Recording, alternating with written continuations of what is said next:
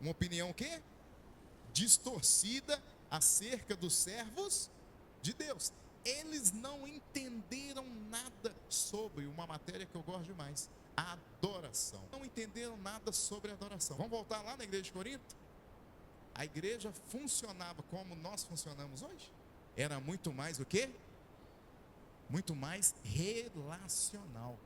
Quando essas pessoas não experimentam, e a prova está lá, na carnalidade, quando elas não experimentam a regeneração, qual que é o resultado de tudo isso? Aquilo que nós estamos vendo. Uma série de problemas.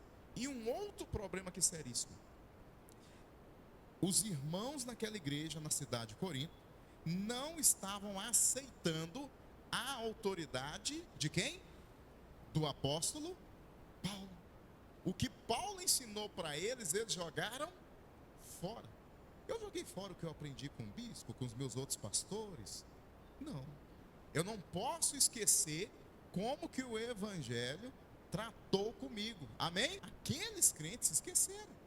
Eles caíram em quê? No conformismo, se acomodaram, deixaram as visões mundanas e distorcidas entrarem aonde? Na igreja? Não, na cabeça deles. E começaram a trazer os valores do mundo para dentro da igreja. O que estava acontecendo lá que estava dando problema? A gente não pode esquecer disso não. Nós estamos estudando em cima disso, né? A igreja de Corinto, ela estava toda dividida em subgrupos. Quem dera fossem grupos de crescimento, fossem células, aleluia. Mas não era. Eram grupos extremamente, de fato, políticos. Eles, por não entenderem o evangelho, por não se tornarem crentes espirituais, e aí é onde mora o grande perigo, né? Se a pessoa começou a andar com Jesus e ela não se deixou transformar, não buscou o poder de Deus, não buscou o Espírito Santo e tem que continuar buscando. O Espírito Santo não é uma experiência única na minha vida, é uma experiência o quê? Constante. O resultado seria esse. Não entenderam, deixaram de se aprofundarem no conhecimento de Deus e a visão política entrou. E o que aconteceu com a obra? A obra foi o quê? Prejudicada. Olha, os obreiros estavam sendo vítimas de um julgamento errado acerca do ministério exercido por causa do espírito o quê? Sectário. O que é isso? Espírito de divisão, espírito político. Mas quando entra na igreja, causa um grande desastre. Então o que nós vimos aí, ó, nesse versículo, como a gente está aprendendo e ensinando? Considerar os obreiros sobre a perspectiva divina. Paulo deixa claro que não são a popularidade, a personalidade, os graus o quê? Acadêmicos e o desempenho que os qualificam, para ajudar-nos a entender o propósito de Deus para os seus servos. O apóstolo nos ensina sobre o que, gente?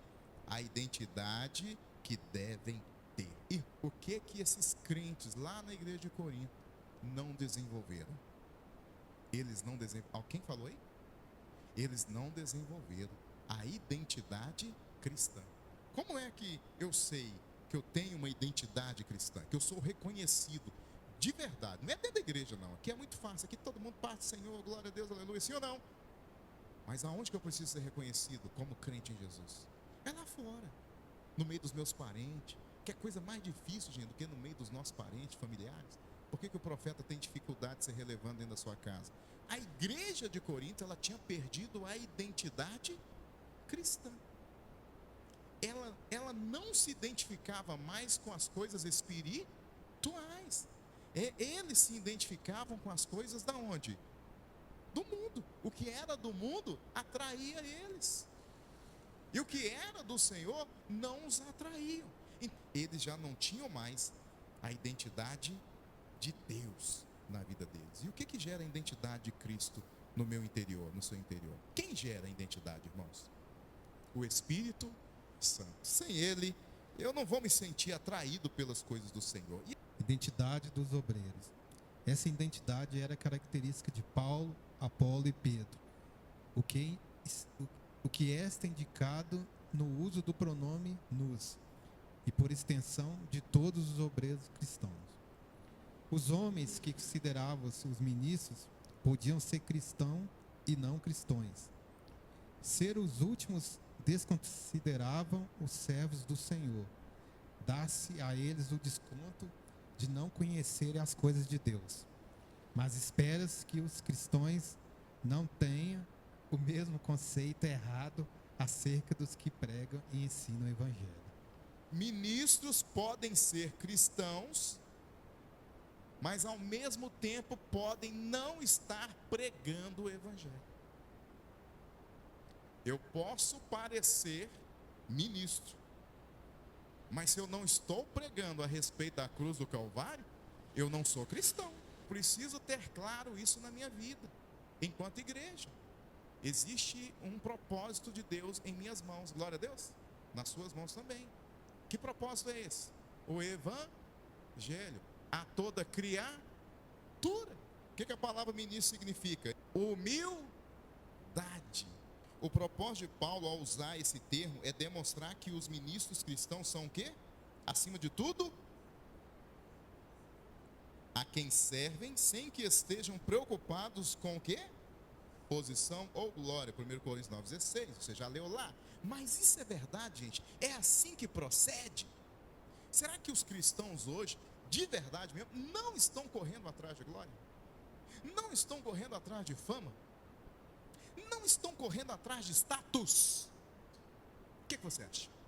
Será que nós somos verdadeiramente ministros? Ou os ministros, né, são de fato verdadeiros? Que são despenseiros do quê? Dos mistérios de Deus. Bom, os ministros do Evangelho são também chamados de quê? Despenseiro dos mistérios de Deus. Despenseiro é a tradução de oikonomos. E literalmente significa o quê? Quem aqui já estudou? Antigamente, as igrejas batistas gostavam muito dessa matéria. Mordomia cristã. Antigamente o mordomo era o quê? Escravo de confiança, que supervisionava a propriedade do patrão. Servo bom e fiel. Quem lembra da parábola? Os campos, as vinhas, finanças, a alimentação e os outros servos da casa estavam sob o seu comando.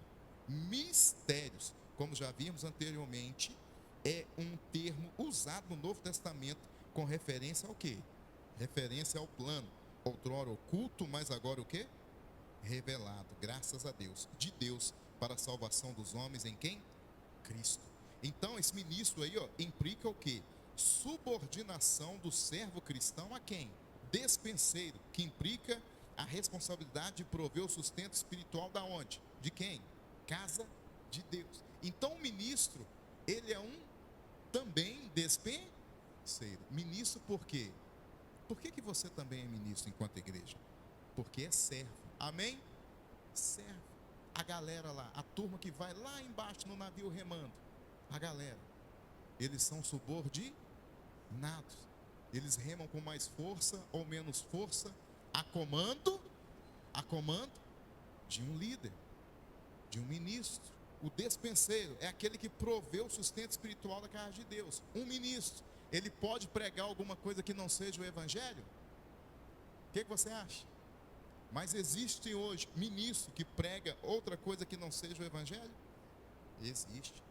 E aí, é o que nós vimos lá de Paulo a Timóteo. Paulo chamando a atenção de Timóteo para que ele não perdesse o foco em quem? Da palavra. Pergunta isso para o seu irmão, como é que está o seu foco? Quando que a gente começa a enxergar mal? Quando, gente? O que começa a acontecer quando um cristão, né, começa a perder o foco em Jesus? O que se requer então de um obreiro, de um líder, de alguém que entendeu essa responsabilidade na casa de Deus, no reino de Deus, na igreja do Senhor Jesus? Olha aí, o requisito primordial dos despenseiros é o quê? Principalmente, que sejam encontrados fiel, e principalmente quando o Senhor voltar. Amém?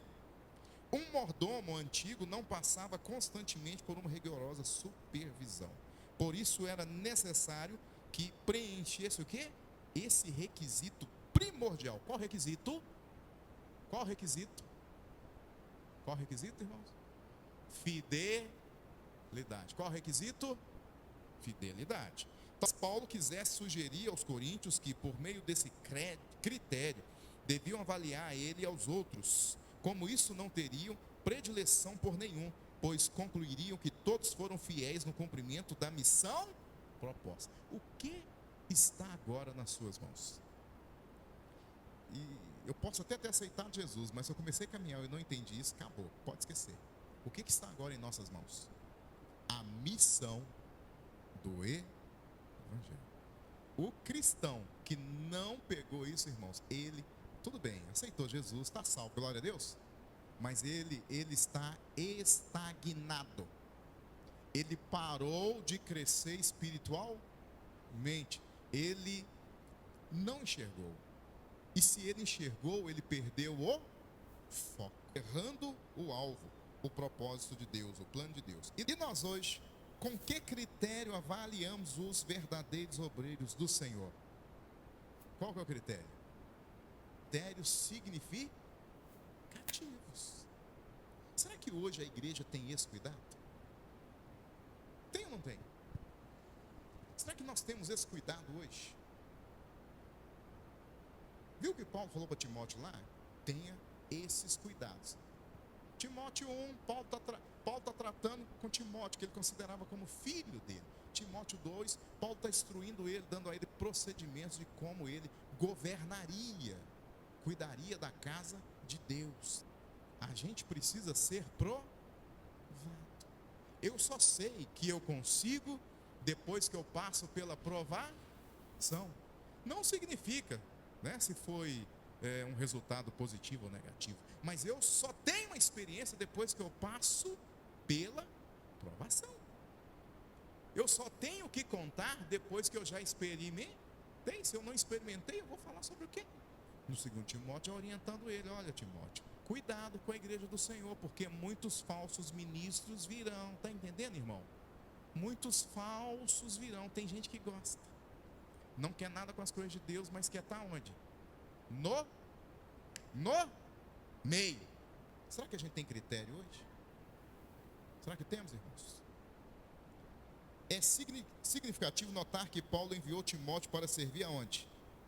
Aonde, irmãos? E o apresentou assim: Timóteo, fiel no... Então, qual o critério mais importante, irmãos, para a gente servir ao Senhor, inclusive na casa de Deus? Porque não é aqui. Na verdade, nós estamos servindo no mundo. Aleluia. O critério da fidelidade. É fidelidade em quê mesmo, gente? Fidelidade em quê? Aí na carta aos Colossenses, ele menciona outros colaboradores seus. A fidelidade é um requisito indispensável, tanto ao ministro como ao mordomo. Uma contradição que o servo seja infiel e o mordomo não seja confiável. Quando o Senhor voltar, cobrará dos seus obreiros a fidelidade. E trazendo para os nossos dias de hoje, não utilizamos tanto mais esse termo obreiros, né? Não aplicamos com tanta frequência mais, hoje, na igreja moderna. Mas cobrará de quem? De todos aqueles que exercem influência na casa de Deus. Quem exerce influência na casa de Deus?